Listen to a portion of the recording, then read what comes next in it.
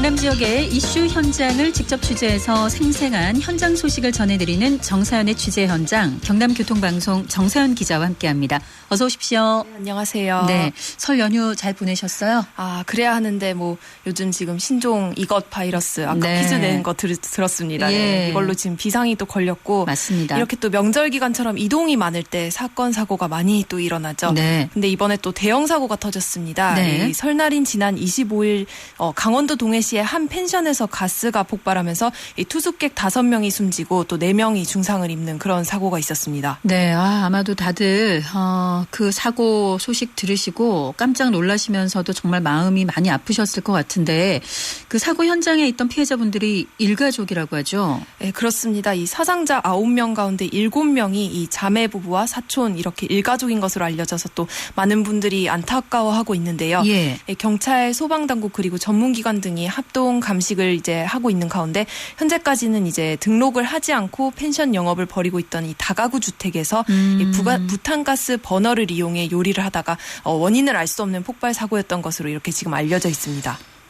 이게 그러면 부탄가스를 쓰다가 폭발했을 수도 있는 상황인 건가요? 네, 그 사고 당시 이제 블랙박스 이런 걸 조금 찾아보면 1분에서 2분 간격으로 2차례 폭발을 했다고 하는데요. 예. 이게 펜션 내부에서 이제 추측하기로는 LP 가스가 이제 누출이 돼 있었는데 네. 이 휴대용 가스 버너를 켜면서 이 불과 가스가 만나서 1차 폭발이 있었고 또 그 폭발로 인한 열과 충격 때문에 이제 휴대용 가스 버너에 이제 부탄가스가 차례로 폭발했을 가능성이 크다고 합니다.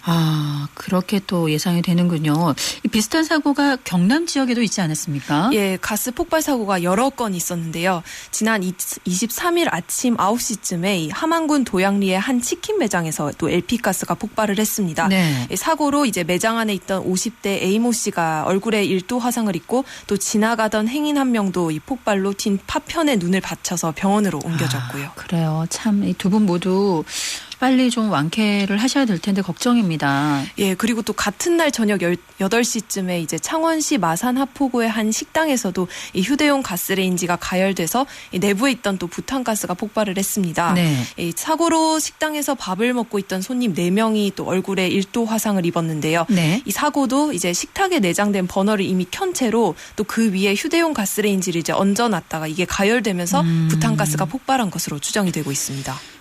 이 사고들이 지금 명절을 앞두거나 또 명절에 일어나서 피해를 입은 분들도 있고 해서 지금 가족분들 심경이 말이 아닐 것 같아요. 예, 그렇죠. 이 한국가스안전공사가 발표한 자료에 따르면 이 지난 2015년부터 지난해 2019년까지 설 연휴 동안 가스로 인한 사고가 21건으로 집계가 됐습니다. 네. 사고 원인으로 보면 이제 사용자 부주의 그리고 시설 미비가 각각 6건으로 가장 많았고 또 고의 사고와 제품 노후 등이 뒤를 이었습니다. 네. 이 사용자 부주의 와 시설 미비가 가장 큰 원인이라고 말씀을 해주셨는데 네. 지금 이 사고도 이제 부탄가스 때문에 폭발했다고 또 추정이 되고 있다고 하니까 창원의 그 한식당에서의 그 사고 원인과 비슷하다고 볼 수가 있겠네요. 네, 그렇습니다. 특히 사용자 부주의 사고 중에서도 가장 많은 사고가 이 휴대용 가스 버너 이동식 부탄 연소기 사고라고 하는데요. 예. 이 부탄가스 캔을 사용하실 때는 반드시 이제 홈에 많게 정확히 장착을 하고 또 이 가스가 새지 않는지 확인을 해야 됩니다. 그리고 이제 이 가스 받침대보다 큰 후라이팬이나 냄비 같은 이 조리기구를 사용하면 부탄가스 쪽으로 열이 전달되면서 이 캔이 폭발할 수가 있습니다. 이 창원에서 벌어진 사고도 부탄가스 캔에 결국 열이 가해지면서 벌어진 사고고요. 그렇군요. 이 동해시에서 벌어진 그 폭발 사고의 경우도 이제 결국 인재라는 이야기가 또 나오고 있죠. 예, 조사 중입니다만 이 경찰과 소방당국, 동해시 등에 따르면 또 이 사고가 난 건물은 앞서 말씀드렸지만 우선 허가를 받지 않고 펜션으로 운영되던 다가구 주택이었고요. 예. 그다음에 이제 사고 건물 2층에 객실 8개가 있었고 원래 이 객실들이 모두 LP 가스레인지를 쓰고 있었습니다. 네. 그런데 이제 최근에 8개 객실 가운데 6개 객실이 기존 이제 LP 가스레인지에서 인덕션으로 교체가 됐어요. 그리고 네네. 나머지 2개는 아직 LP 가스레인지를 쓰고 있었습니다. 그러니까 이제 이 펜션에 LP 가스가 연결된 선들이 아직 남아 있었던 거죠. 그러니까 폭발이 난 객실은 이제 인덕션으로 교체가 된 상황이었지만 네. 이제 LP 가스가 충분히 누출될 수 있는 그런 가능성이 있었던 겁니다. 네네. 그래서 제 생각에 아마 저희 이제 추측하기로는 이용객들이 이제 이게 인덕션 대신에 이제 가스 버너를 사용하려고 하다가 이제 네. 그런 사고가 벌어졌을 수도 있을 것 같은데 이 LP 가스 밸브는 잠겨 있어도 이 배관을 막는 마감 플러그가 아직 발견이 되지 않아서 그래요? 이 인덕션으로 교체가 될 때 봉인이 제대로 됐는지 여부가 이번 사고 원인 규명에 아주 중요한 실마리가 될 것 같습니다. 그러네요. 이 가스 밸브 말고 이제 뭔가 이제 다른 곳에서 가스가 새 나갔을 가능성이 있다 이런 말씀이신 거죠? 네, 맞습니다. 이 마감 처리가 제대로 되지 않은 배관에서 LP 가스가 새어 나왔고 또 가스가 공기보다 무겁기 때문에 네네. 바닥에 가스가 깔려 있는 상황이었을 수 있는데 이제 거기서 휴대용 가스레인지를 켰다가 이 방 안에 이제 모여 있던 가스와 불이 만나서 1차 폭발이 일어나고 또 그 충격과 화재에 휴대용 가스레인지에 있던 부탄가스가 잇따라 터졌을 수 있습니다. 네. 이게 뭐 조사가 끝나 봐야지 정확한 원인을 알 수 있겠습니다만 일단은 지금 그런 상황이군요. 네, 그리고 이제 아까 허가를 받지 않고 이 펜션으로 운영되고 있는 다가구 주택이라고 말씀드렸는데요. 네. 이 다가구 주택들에 대한 단속이 제대로 이루어지지 않은 것에 대해서도 지금 문제 제기가 계속되고 있습니다. 예. 사실 동해안에는 이제 지난 평창 동계올림픽 전후로 이제 미분양 아파트나 또 다가구 주택을 중심으로 무허가 숙박이 아주 급속히 늘었습니다.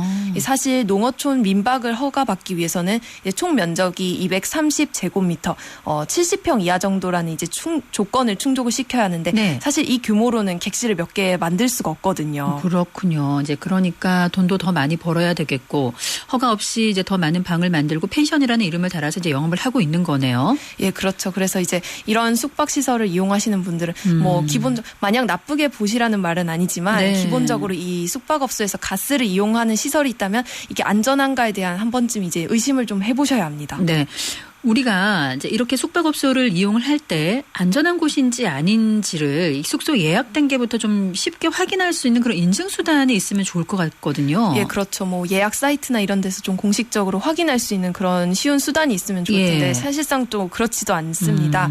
그리고 이제 가스 사용 시설의 이제 기본적인 원리가 뭐 조금만 말씀드리면 이제 LPG 용기와 연소기를 연결하는 금속관, 네. 호스, 뭐 압력 조정기, 중간 밸브 뭐 이렇게 설치하는 것들인데요. 네네. 사실상 좀 시공이 간단하다고 착각해서 자격이 없는 사람이 이런 가스 시설을 시공하는 사례들이 종종 있습니다. 그래요. 근데 이렇게 되면은 이제 대부분 설치 기준에 좀 맞지 않거나 아니면 불안전하게 하는 경우들이 있습니다. 네. 그래서 이제 숙박업주분들도 이런 가스 시설을 설치하거나 관리할 때는 반드시 전문가나 뭐 LP가스 판매점 네. 아니면 도시가스 관리 대행업소에 반드시 의뢰를 하셔야 합니다. 그렇습니다. 전문가가 왜 있는지를 반드시 기억하셔야 될 것 같아요. 이 평소에 우리가 이런 사고를 좀 예방할 수 있도록 하는 그런 조치가 있을까요?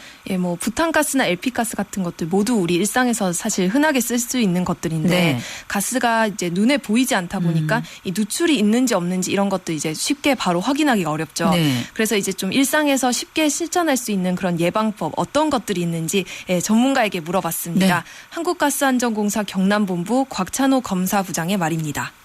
부탄캔 같은 경우에는 온도가 올라가면은 내부의 압력이 상승해서 폭발할 수가 있습니다. 그래서 사용할 때 부탄캔 장착 부위를 덮을 정도로 너무 큰 냄비나 후라이팬을 사용해서는 안 되고 가스가 또 잘 안 나온다고 부탄캔을 가열하는 경우도 있는데 아주 위험합니다. 네, 그리고 이제 이외에도 명절에 뭐 전을 부친다든지 고기를 굽는다든지 하면서 이 부탄가스를 평소보다 많이 사용하는 상황이 이제 있는데 그렇죠. 반드시 유의를 해서 이용을 하셔야 하고요. 예. 만약 그렇다면 이제 실내에서 가스 누출이 발생했을 때 네. 그런 행동 요령은 또 어떤 것들이 있는지 이 곽찬호 부장의 목소리로 이어서 들어보겠습니다. 네.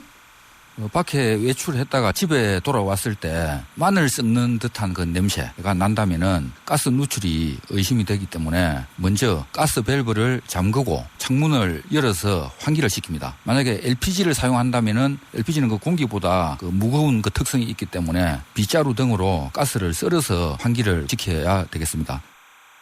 네, 이제 가스를 쓴다고 이렇게 말을 하셨는데, 네. 이 가스 환기를 이제 빨리 하고 싶어서 뭐 환풍기나 이제 선풍기를 사용하면 어떻게 되냐면, 오히려 이제 갑작스럽게 산소가 유입되거나 이제 공기 흐름이 바뀌면서 예. 이게 좀 위험해질 수 있고요. 또 네. 전자기기를 사용하게 되면 또 스파크가 생길 수 있습니다. 가스가 차 있을 때. 그래서 오히려 더 큰 폭발이 일어날 수도 있기 때문에, 네. 그래서 이제 만약 가스 누출이 된 것 같다, 그러면 일단 문을 열어서 천천히 환기시키고 가스를 내보내는 게 안전합니다. 네, 저도 사실은 이 한 숙박업소에서 그 실내 히터가 이제 감전으로 불이 나는 그런 사고를 경험한 적이 있는데, 네. 예, 나중에 이제 이 숙박업체에서 그 히터 상태가 좋지 않았다고 시인을 했었거든요. 네. 그래서 이제 다른 방으로 옮기기는 했지만 이 숙박업체도 그렇고 또 사용하는 우리도 더 세심한 주의와 관찰이 필요하겠다라는 생각을 다시 한번 하게 됩니다. 자, 정서연 기자 오늘도 수고하셨습니다. 네, 고맙습니다. 네, 정서연의 취재 현장 함께 했습니다.